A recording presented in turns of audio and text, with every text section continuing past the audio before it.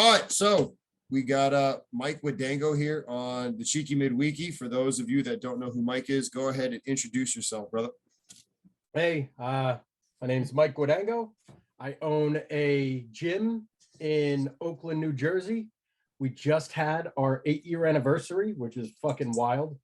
I've been doing it for about 15 years. I started off at Defrancos as an athlete and then started coaching part-time for him. And I have a fairly successful gym. We have a handful of pro athletes, handful of college athletes, high school athletes, youth athletes, and general population. We do everything. And our gym is really good. We make money doing it and we enjoy doing it. Why go private? So I had after Defrancos, I had an internship with Buddy Morris, or during Defrancos, before I started really working full-time with Joe. I had an internship with Buddy Morris, and I remember texting one of the assistant coaches, Jeff Carr, and I said, dude, this is where I want to be. I want to be in Pitt. I absolutely love it here. Like, doing strength conditioning in the fashion that we were doing it at Pitt was everything that I'd wanted to do. Like, it was absolutely perfect. I loved working with Buddy and I loved working with James. It was amazing. And then they ended up just not, I had a job lined up with them and I just they didn't get rehired. Wanstead got fired. So after that, Buddy was out of work for 3 years, and I'm very particular as to my personality, who my personality can be around and who I want to be around. You know, I'm not for everyone, and I think it's pretty obvious. So there were some jobs that came up and it wasn't the right scenario. I only wanted to go where I was really going to excel from a knowledge standpoint, because I never wanted to open a gym. I always just wanted to be a number two. I was content being Defranco's number two my whole career. I couldn't give two shits. The money wasn't the issue, as long as I was, comfortable enough. Like, I didn't need to be a millionaire. I just want to learn. That's all I cared about. So then when Defranco's had closed, I had no real option. Buddy was in Arizona. There were no job openings that happened in strength conditioning in September. So it was either, in August, September, either wait around and fucking kick rocks until January and pray that, there's some openings that I'm able to get, or start my own thing. And I was like, all right, well, I might as well do something in the meantime. So I started a gym and it just started fucking crushing. So, and then after that, I've had tons of offers in the pro and collegiate sector, and they haven't been perfect. So I haven't taken them. So I'm not going to leave a great situation for a less than great situation. So, I mean, as far as being committed 100% to private, I'm not. I'm just committed to being happy. And right now, the private situation suits my happiness better than than any other offer that I've had in collegiate or professional. That's a lot to unpack. And, some of the things I wrote down, what made Pitt so perfect?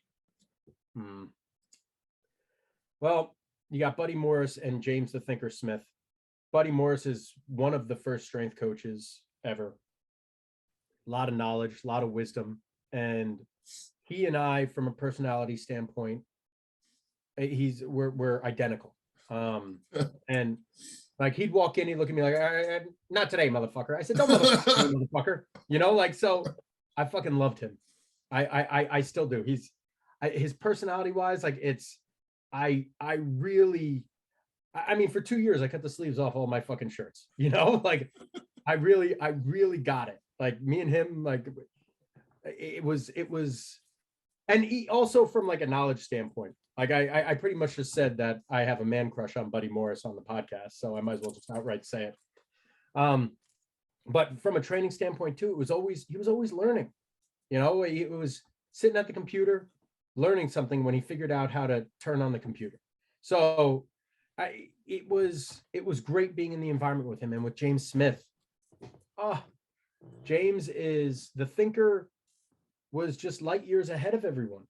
The way he thought, his ability to critically problem solve and just simplify everything, it made it so, and he's just so fucking smart and so knowledgeable. The guy's just an encyclopedia.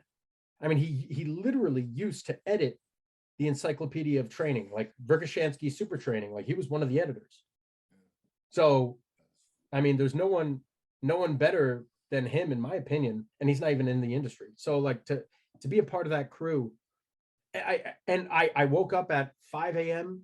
I slept on this shitty air mattress in like a closet, and I woke up at 5 a.m. and sprinted over to the facility, as you know, as frequently as I could, and I didn't leave the facility sometimes until 8, 9, 10 o'clock at night, whatever it was. Whenever we had sessions, I was there. I tried to be there as much as possible.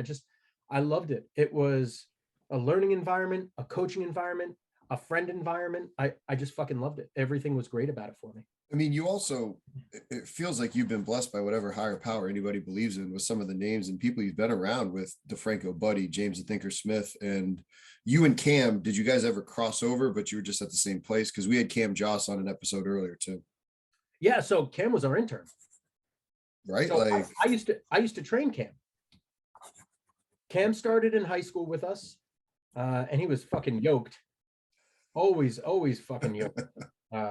Tremendous powerful athlete. So he was not my first guinea pig per se, but he was one of the first guys, because I mean, Joe and I have different philosophies, and that started from Pitt. I was originally like a 100% Defranco guy, and Joe was walking on water, and then I met Buddy and James, and I'm like, oh shit, there's more than one way to skin a cat.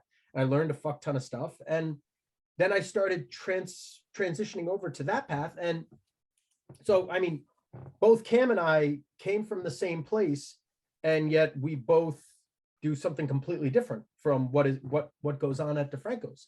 But I mean, it was a starting off point sort of thing, So when I had not first started taking off at Defrancos, but really building a name for myself, Cam was originally with Joe, and then he kind of transitioned over to me to do a lot of the working stuff, to do a lot of training, and we did a lot of top speed work. There was a year that Cam had like a low 5 squat, I think, or maybe a high 4 squat. I forget what it was, and we didn't squat above 315 all off season, and we just did a ton of sprint work, ton of low intensity squats, or not a ton, a handful of low intensity squats, and his squat PR'd by like 50 pounds that year. And after that, Cam was like, fuck, there's more to this than what we were doing. And we didn't do a lot of speed work at Defrancos originally. We didn't have the space. So I used to take guys to fields and stuff. So Cam was like one of my first guinea pigs, maybe, I don't know, but like I had him when he was, I think, a freshman or a sophomore in college, and he's now with Aaron Wellman, right? Yeah. And Aaron, right? I love Aaron. So how did you know him? The one of the athletic trainers for the New York Giants is Steve Kennelly. Steve Kennelly's from Oakland. His son was Ryan Kennelly, who's now a physical therapist, was a high school kid going into college, or maybe he was in college already, and he had some issues, some ankle issues, some hip issues, some whatever.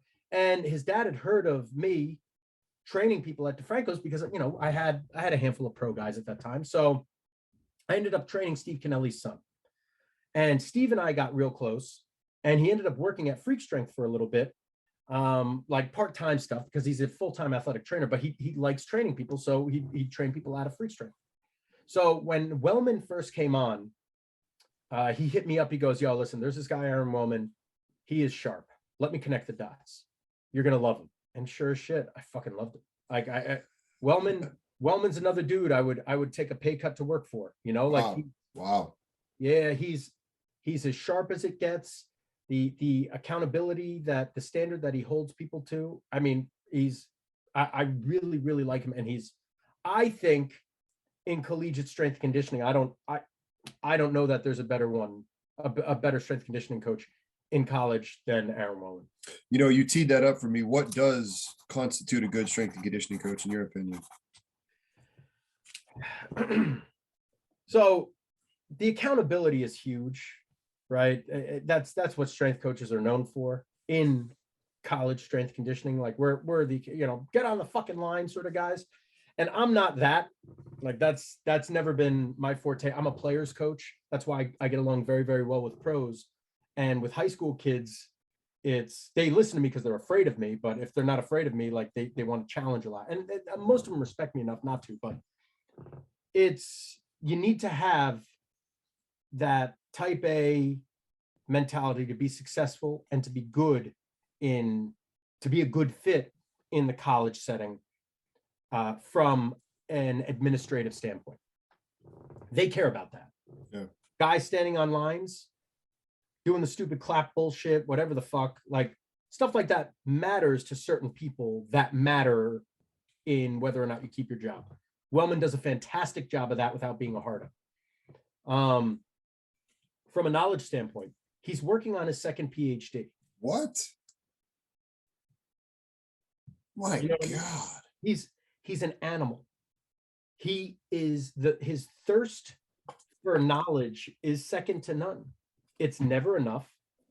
He's always learning, and he wanted to get a degree in Eastern medicine until I talked him out of it. Why did you talk him out of it? You did the acupuncture stuff. Yeah, I have my master's in acupuncture, and I'm working on my doctorate in acupuncture. And for his purposes, it's not. I said, don't worry about that. Do some other shit, because I could teach you all you need to know about the acupuncture without you having to spend all the time, in the weeds with it, because it's not as applicable. The depths in which he would have to go to get the degree and to get the knowledge, like I can give him in a more abbreviated time. Gotcha. So like, and on top of it, he's not afraid to try new stuff. Right? The guy's already an encyclopedia, knows everyone, knows a ton of shit. And yet his ego is non-existent enough to the point where he's not afraid to put what he knows to the side and challenge some of his own thoughts. Wow. Like he and I had talked, I think like last year or the year before. I'm so bad with keeping up with people. And he had said that they were changing the running mechanics with guys, and that it was increasing. Cam probably talked about the way that they were having guys run. Yep. And they amended some of the mechanics. And I had said to him, I said, "Oh, did you have a lot of injuries last year?" He goes, "No." I said, "What the fuck are you changing it for?" So in my opinion, I'm of the if it ain't broke, don't fix it. And I'm still trying to learn more. We're increasing force output. I said, "Well, are you decreasing injuries?" He goes, "We'll find out." And this seems to be a more optimal way, increasing impulse, decreasing force output, but increasing impulse or whatever the fuck, he's willing to try, he's willing to listen. And if it makes sense, he'll deviate from the norm. I think he's phenomenal.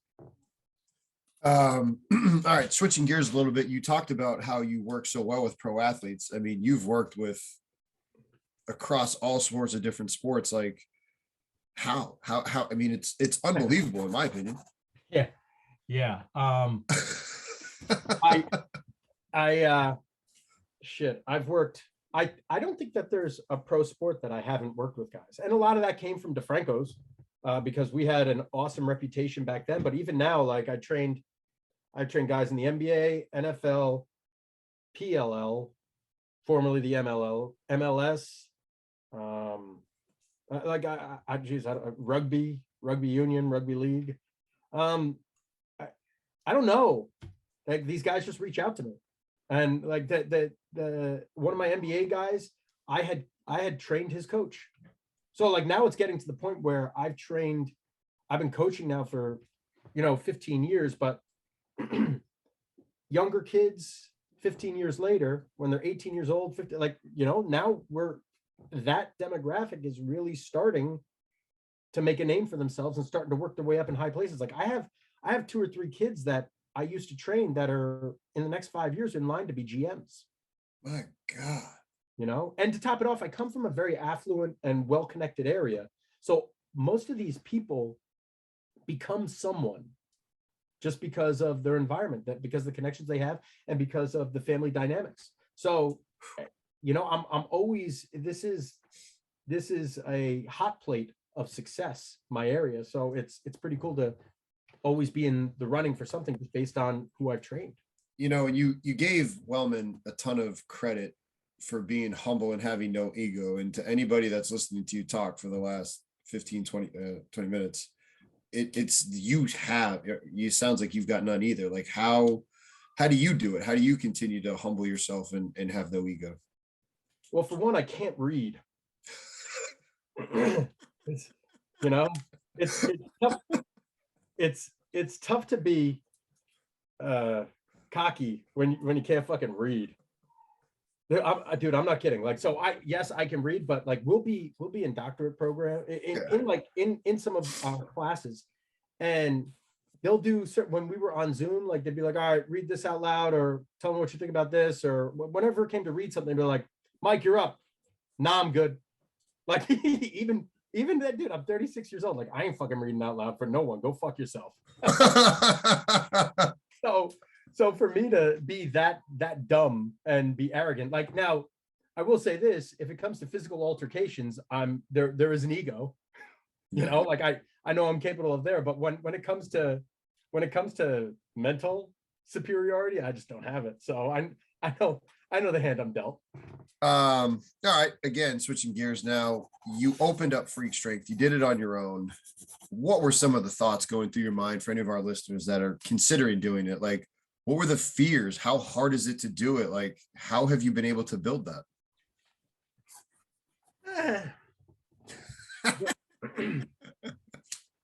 So I've learned from a lot of people on how to and how not to run a business. One of the most successful, like, I don't know about self-made. I mean, who really is self-made? We all need someone for something. But there's a PT I know that his name is Alan Roth. And he had a practice, a physical therapy practice that was no bigger than a closet. Started off with that, then got 2 of them that were no bigger than closets, then 3 of them that were no bigger than closets, then 4 closets, and 5 closets, and 6 closets. And it was him and one other PT on staff, or 2 other PTs on staff, and it was nothing special. And he sold his practices for millions.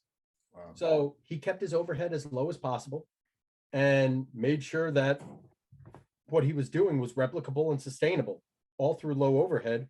He was fine. And then I've seen other businesses go under because they expanded too soon. So to me, the stress, my first location was 1,000 square feet. I was in someone else's house, essentially. There was a baseball facility, and every facility, every big facility has dead space somewhere. So I said, hey, there's dead space in that corner there. How about I go there? He said, okay. I said, how much you want for that space? He goes, I don't know. I said, all right, well, it's, you know, the 10 by 10 or 20 by 20, whatever it is. I said, I'll give you $1,000. He goes, deal.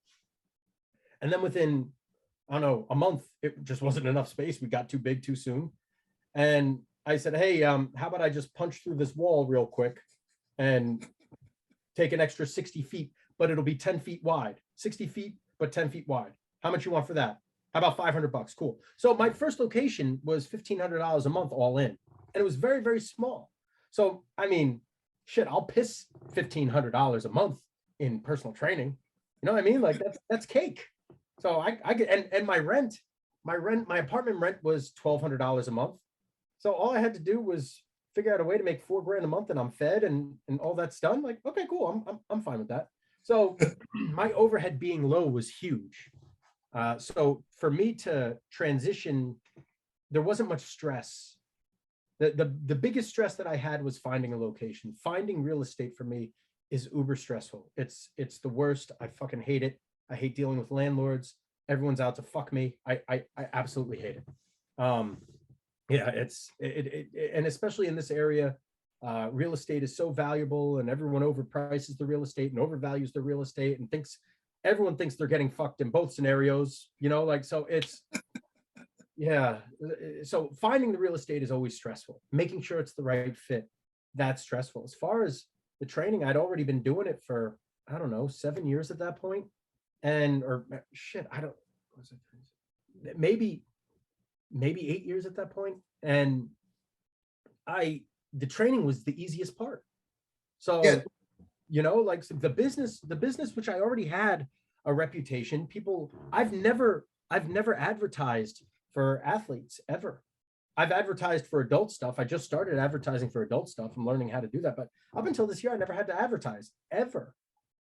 So because that part was easy, the training, and the real estate was the hard part, are you having people help you with that so you can focus on the training, or what are you doing? How do you balance that out? That would be a very, very smart move. But as we already discussed, I'm not that smart. So, but I mean, you got, from what you talked about, you had, I believe his name was Justin Tredow. Is that how you pronounce it? Well, yeah, but back then Justin was a meathead football player. Gotcha. So lease negotiations, I learned how to do that. I learned, I hired a lawyer for that too, but I went through the entire lease line by line, and I literally read like this. So you can imagine how long it took for me to get through a fucking lease. Wow. And I thought about every single sentence, inside, outside, upside down, as much as it could possibly fuck me. What does this sentence mean in the worst possible way in their favor? And I did that throughout just 2 of my leases. I have another lease that I need to go through right now. And I just learned how to do that on my own. And then I ran it all by a lawyer. The lawyer said, good job. So should I have done that stuff or hired out? Yeah, it'd probably be a lot easier. But I learned a lot along the way. And I know now, because of that stuff, I know the market, and it makes me more valuable and more dangerous, and people have less of an ability to fuck me. That's my whole, I don't want to be taken advantage of, especially when I have the ability to not be taken advantage of. Yeah, that makes a ton of sense. All right, so I want to dive into the sleep stuff here because I think you're very smart with it. Let's just start broadly. What got you interested into it, and how did you get what I believe is very knowledgeable in it? Anxiety. I went through a period of time where I was only able to take 1 or 2 20-minute naps for 8 days straight. Oh my gosh. It was the worst experience of my life. I remember driving to work after not sleeping all night and having terrible anxiety, thinking like, if this is the rest of my life, I might as well just crash this car into the fucking divider right now. Oh man. Sitting there like, maybe I just unbuckle my seatbelt and just fucking jerk. Yeah, dude, like that's how bad it was. There was a point where I left my house, and when you don't sleep, your memory goes. Yeah. I left my house and couldn't remember if I turned the coffee, the heater, the burner on or off. So I went back. Nope, burner was off, and went back in my car. And I said, wait, did I really check it? Oh my God. Yeah. Been there. 3 times. So I started developing OCD in 8 days. I started developing really bad OCD. Couldn't figure out what the fuck it was. And I was talking to a psychiatrist. Now, funnily enough, psychiatrists don't know much about talk therapy from a symptom management standpoint. They know about talk therapy from a symptom understanding or symptom diagnosis standpoint, right? Like, so they know what these are indicative of and what drugs to match up with it. Not how we can use. They're not typically educated in talk therapy in the sense of let's talk to make things better for anxiety or whatever the fuck. It's more talk therapists or social workers that are more skilled in that. So I was talking to a psychiatrist, and I was like, dude, like, I think I have asthma. I can't breathe. I try to sleep, but I can't take a fucking deep breath. I don't know what the hell it is. He goes, sounds like anxiety. I was like, bullshit. I don't have fucking anxiety. What do I look like, a pussy? So, and he goes, well, if it's allergies and asthma, take a Benadryl. And if it's anxiety, well, in 70% of people that have anxiety, Benadryl alleviates that. Get the fuck out of here. So I said, all right, fuck it. Took a Benadryl. I think I took 2 Benadryl or I took 1 Benadryl because I'm so scared of taking drugs that it gives me anxiety. Dude, I took CBD gummies and got anxiety from CBD. I'm Johnny fucking nocebo. That's me. So I took a Benadryl and I slept for 8 hours straight for the first time in 4 or 5 years. Now I hadn't had undisrupted 8 hours, and by the time I woke up, 90% of my symptoms were alleviated. So my brain healed a fuck ton. Yep. I was hurting bad, and my brain healed a ton just in one night of sleep. And my anxiety was bad for 2 years, 2 or 3 years, like just I know 2 years, really trying to get a hold of it. And I was doing therapy twice a week, cash out of pocket, $150 a session, like cash comes in, cash goes. Yeah, dude, like that's. I mean, if you want to get better, there's just certain things you got to fucking do to figure out. And I didn't want to take drugs. I didn't want to take any drugs, so I figured out coping strategies, learning how to do all the shit that I wanted to do, and so that's how I came across sleep. So I was like, well, I'm not getting quality sleep, and how do I know if I'm getting quality sleep, and what constitutes quality sleep, and what do we do for this? So I started looking up wearables to track sleep. Came across the Oura Ring, which I fucking love. Mm-hmm. Now, the Oura Ring, it tracks heart rate substantially more accurate than the competitors. So one thing with sleep and heart rate is if your heart rate's too high, your deep sleep will suffer. Typically, that's the case. Yep. So as a result of that, and not necessarily REM sleep, because what I'm learning is sleep is biphasics, and we were taught that there's a sleep cycle where it goes awake, kind of sleep, deep sleep, REM sleep, start all over again, and it goes in like these cycles. And that's not what I've noticed through a lot of, and I don't think a lot of it's conclusive.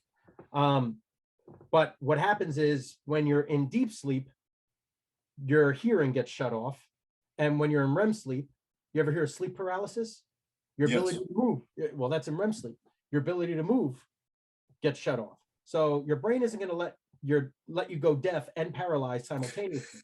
So sleep is biphasic. And typically what happens is the first half of the night, you get your deep sleep. The second half of the night, you have more REM sleep. Now, there's going to be some sleep researchers on here that could be fucking flipping a shit right now on what I'm saying.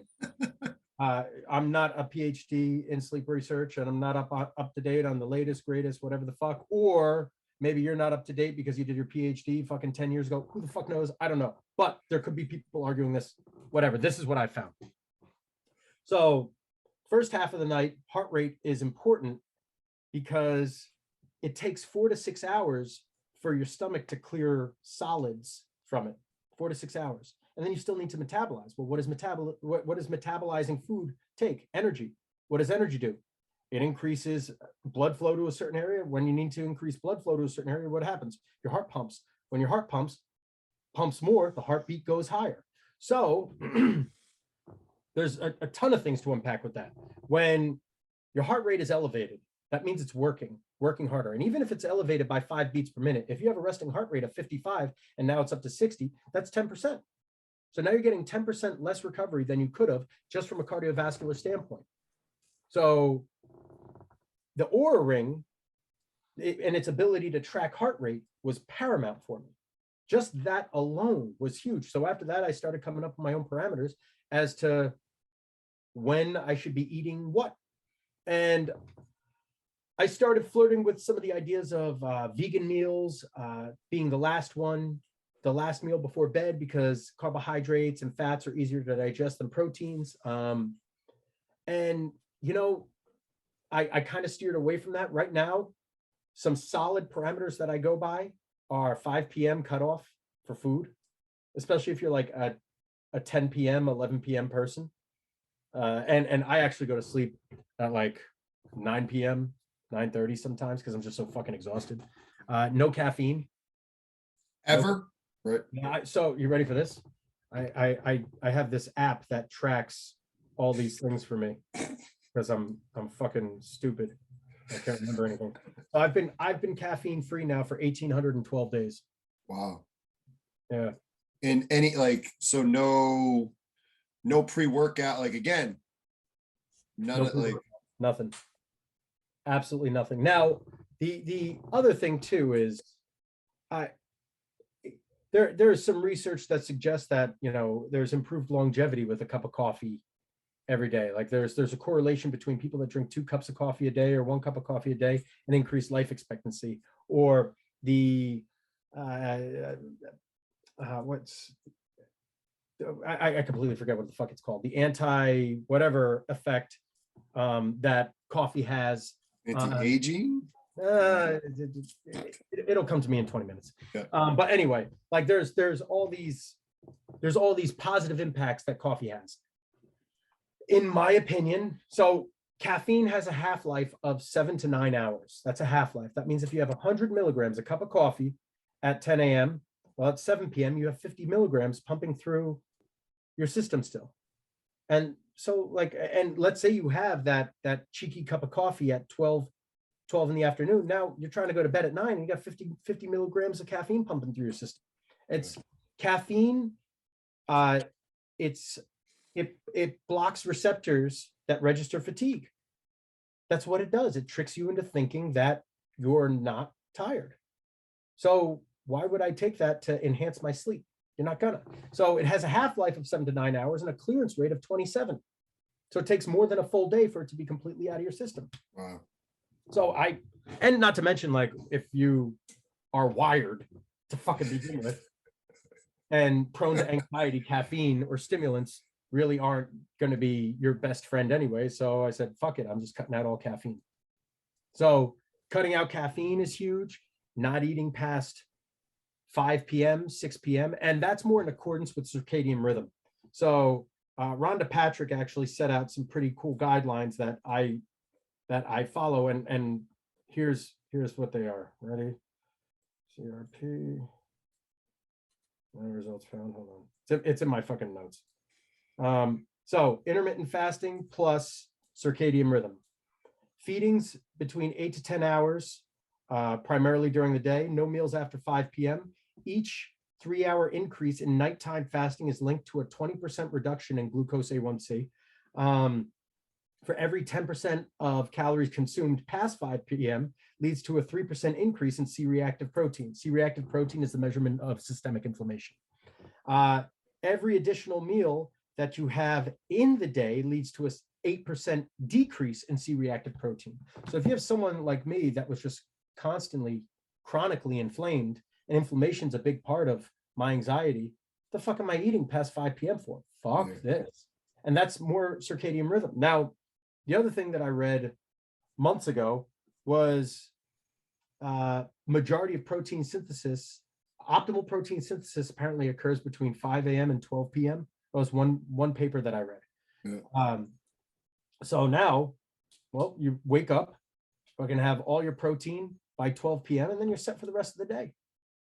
You eat whatever the fuck you want until 5 p.m. and you're good to go. But I mean, that's kind of how I segregate things. And then if that holds in line with my thought about having the last meal being a vegan meal, then by 5 p.m. we're all right, and the carbohydrates are already passed through your system after 4 to 6 hours before a 9 p.m. bedtime.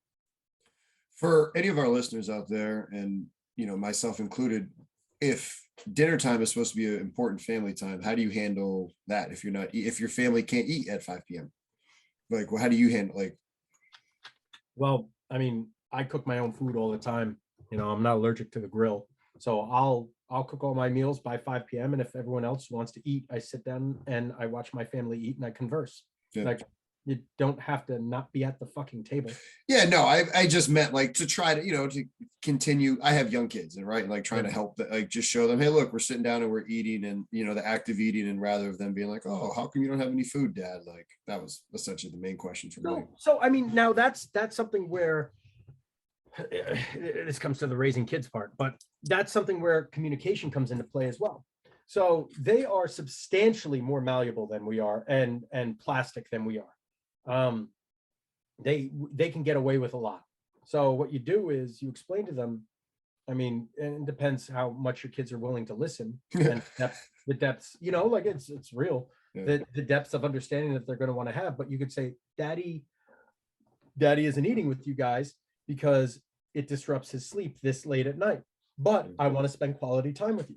Well, daddy, I don't want to eat at this time. Well, if you don't want to eat at this time, then you need to eat earlier, but you're just not hungry. So we just need to make do for now. You know, like you just explaining things like that. And again, that's more parenting 101 shit, but out of my scope. But it's as simple as communication. Like when I go out for birthday dinners or parties, every single person there knows not to offer me alcohol because I haven't had a drink now. Outside of one of my coaches got married. I had 2 drinks outside of, and they were 2 white Russians in favor of the Big Lebowski. The dude abides. It's been 320 days since I consumed any alcohol. You know, and the only reason I did that was because I got drunk with my coaches. I took us all out and we got fucked up, and it was great. But like I don't drink that much, so my friends know like if that there's just certain behaviors, and I'm not like an alcoholic, recovering alcoholic, nothing like that. It's just I choose to live my life by a certain code, and my friends, the people that I'm around, they accept that. And to be honest with you, it's a lot of people find it admirable because they wish they had the balls to just fucking stick by their guns. Like imagine having someone. One of my buddy's dads, he is very, very high up in a public accounting firm, and he's like the chief accounting officer in a public accounting firm. He makes millions a year. And there were 2 things that he said to me. One of them was, he said if he had like done the whole buddy thing and went drinking with all the guys and stuff, he would have made it up to where he is a lot sooner, but he would have compromised who he was. And he doesn't drink.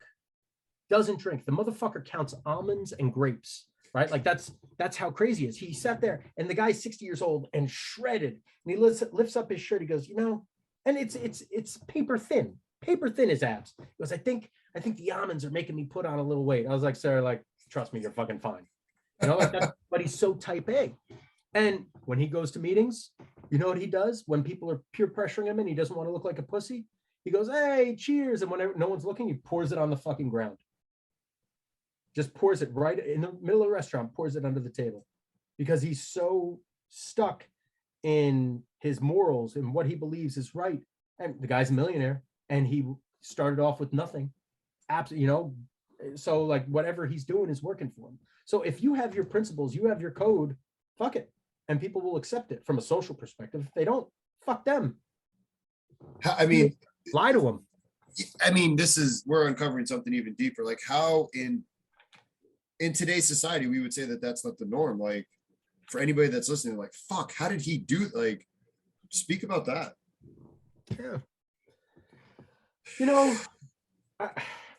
this comes into shaky territory where I may offend people, but me and my friends and even my wife, we talk about me possibly being on the spectrum. So spectrum, which spectrum? Like, well, obviously the gay spectrum because everyone's on that. But no, it's just a homosexuality. It's just also like possibly being, you know, autistic in some way. You know, I'm a quirky guy. And there's nothing.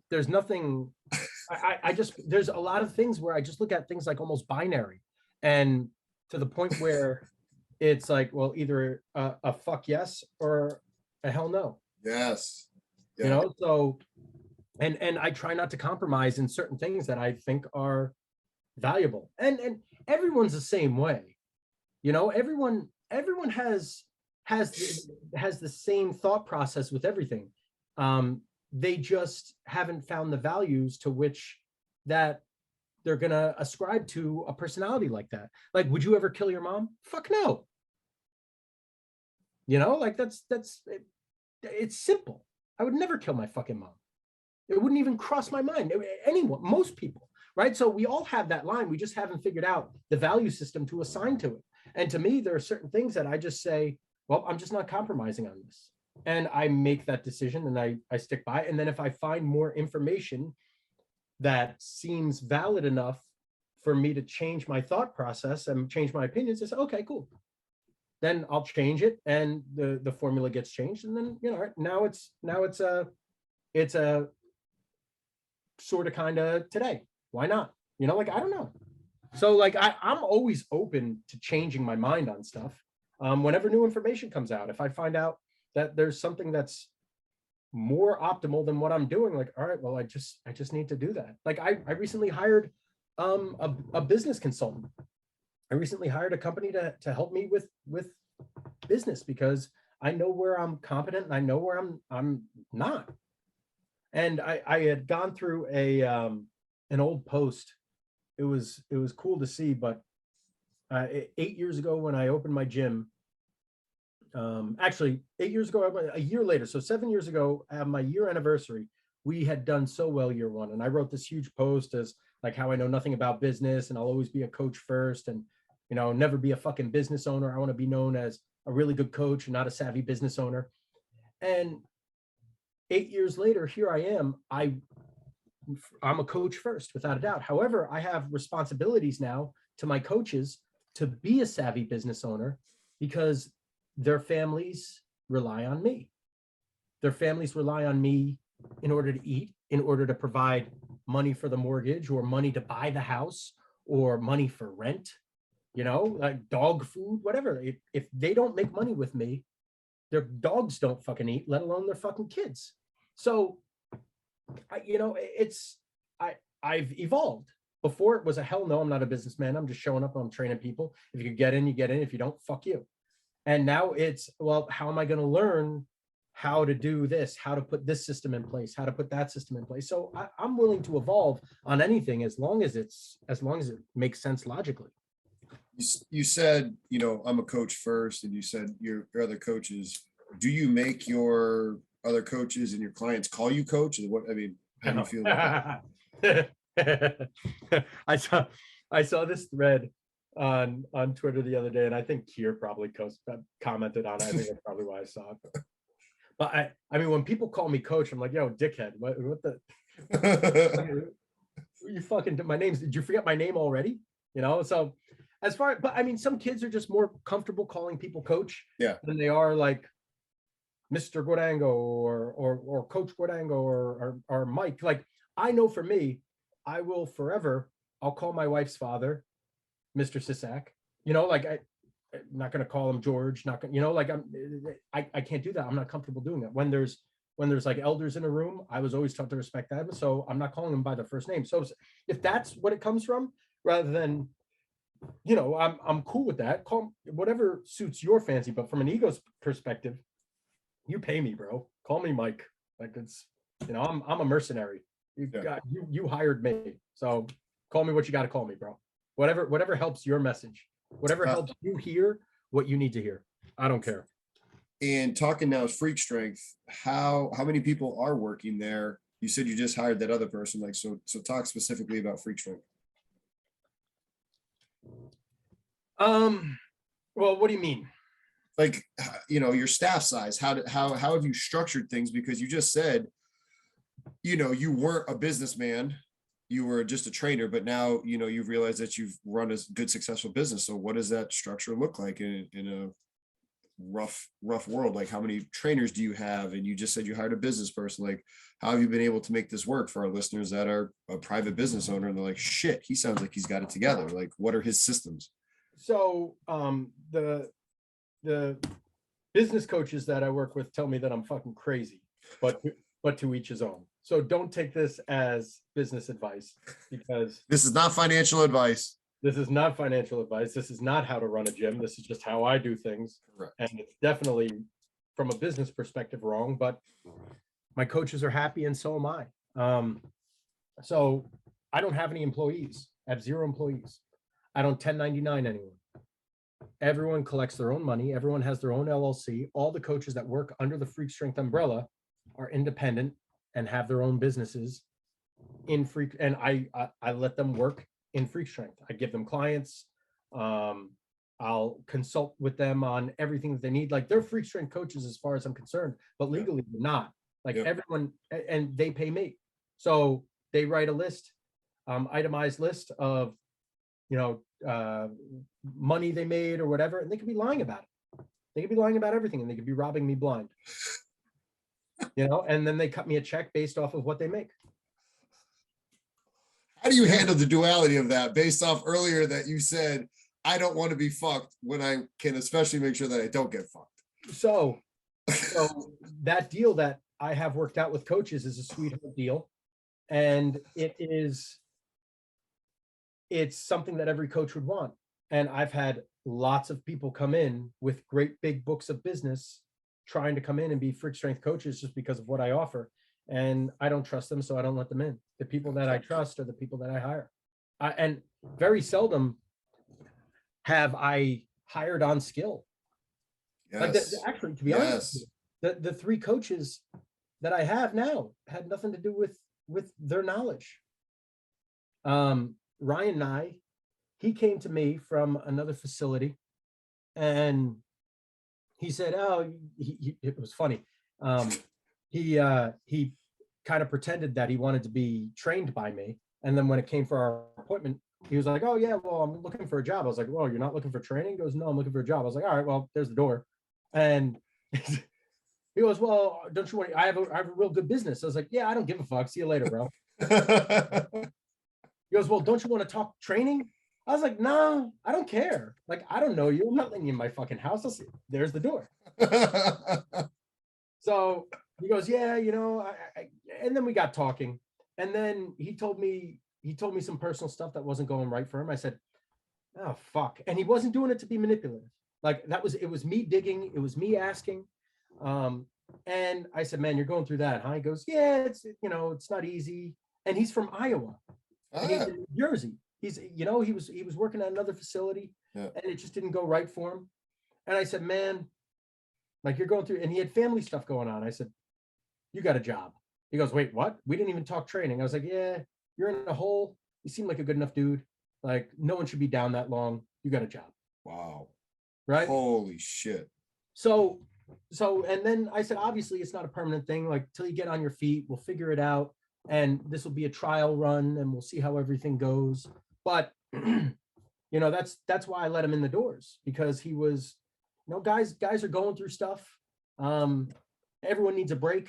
And if you could give someone a break with a low barrier to entry, like why the fuck not? And one of my other coaches is actually both my other coaches are former interns now. Yep. I got Andrew Bird. He interned me. He was a William Patterson guy. That's where I went to school. He's hungry. He wants to do well. He wants to learn. And I didn't bring him back because of how much he knew.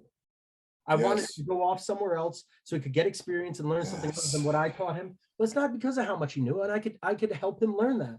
It was because of who he was. He's an honest dude. He doesn't want to do the wrong thing, and he's a good guy to have around. I really enjoy being with him. And then, so like, why wouldn't I want him in my house, right? Like if this is what you want to do for a living, I can help you build your fucking future. And then the other guy I have is Joe Whitaker, who's super sharp. The thing that attracted me most to Joe is that Joe was making a lot of money. And Joe's from England. He was making a lot of money in advertising 10 years ago. And he quit. He said, "This isn't what I want to do with my life."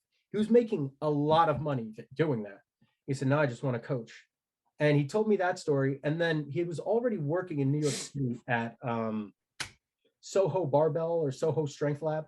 Mm-hmm. And it's like a pretty good spot. And he was making good money over there, but he just moved over to Jersey. And he says, "Hey, listen, I'd love to intern for you."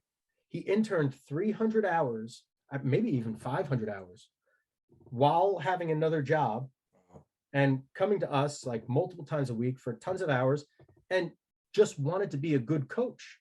And he was an honest guy. And again, like it's not about the money for him, right? He's doing this because he loves it, and he's really good. So I said, "You got a home." So that's how I don't. Now, granted, if Buddy Morris wants a job, I'll figure it out. That type of smart fucking person. Like, yes, obviously you have a job like that caliber, but that's not how I based a lot of my hiring. And I didn't know any of these people. There were no references for them coming in. It was all based on the relationship that we built, that we had already built together. So I'm really fortunate that I trust these guys. So my business does work with them because they're good people and it's the right fit. And if they, again, if they weren't, and if it turns out that they aren't the right fit, like, hey man, we just go our separate ways. It's okay. Like there's no, but all these three guys, like these are my fucking dudes right now. And I love it. And I love them. They're fucking great. So I trust them. I trust them with my child's food. I trust that they're not taking food out of my kid's mouth as I try to do everything I can to help them put food in theirs. Fuck you. Like, I mean, anybody listening, I'm sure you just said the exact same thing. Like listen, you're an unbelievable fucking guest on this show. You've been an unbelievable resource for me to talk to as well. I want to respect your time. So we're coming up on the hour. If there's anything that you want to talk about that we didn't talk about, let's get into it. Otherwise, I want to respect your time. And just, I appreciate this episode maybe more than anybody else listening to it, but you are just the salt of the earth, an unbelievable human being, in my opinion, from our interactions. Appreciate you, man. I'm good. Whatever you guys want to talk about, I'm good. And if the interview's done, the interview's done. I'm cool. No, so let's end it there. Why don't you go ahead and tell anybody where they can follow you on social media, anything Freak Strength or Mike Guadango related. So I recently started becoming more active on Twitter, just because I don't know, it's been kind of fun talking shit. It is, isn't it? But I mean, I'm not talking shit on anyone in general, more on me. But that's been sort of kind of fun. I've been on Twitter a little bit. I'm on Instagram at Freak Strength, at Guadango. I do have a podcast that I haven't updated an episode in a while, but we have almost 100 episodes. It's called The Mike and Brooker Show. My website is freakstrength.com. Yeah, and if you guys want any information, reach out. Absolutely should. Mike, it's been a pleasure. Thank you for being on today. Thank you, brother.